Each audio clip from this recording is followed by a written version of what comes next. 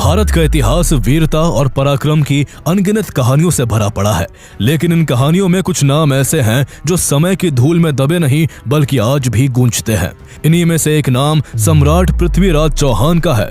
अजमेर और दिल्ली को अपनी राजधानी बनाकर इस युवा सम्राट ने भारत की राजनीति में ऐसी धाक जमाई थी कि उनका नाम सुनते ही दुश्मनों के दिल कांप उठते थे। पृथ्वीराज सिर्फ तलवार और भाले के धनी नहीं थे, बल्कि ज्ञान और विद्या में भी माहिर थे। उन्हें कई भाषाओं का ज्ञान था, गणित और दर्शन की समझ थी और उनकी सबसे बड़ी कला शब्द भेदी बाण चलाने की थी। यानी बिना देखे वो सिर्फ आवाज सुनकर लक्ष्य को भेद देते थे।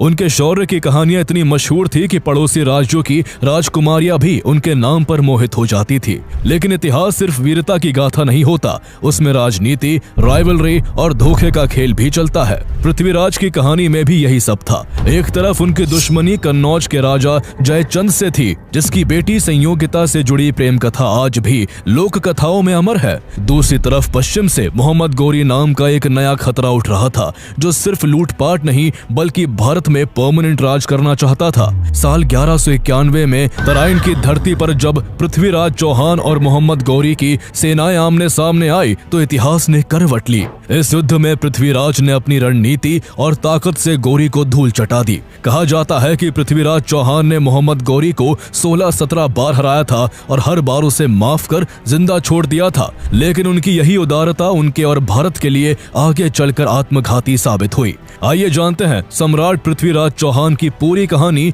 जिनकी वीरता आज भी भारत की मिट्टी में गूंजती है।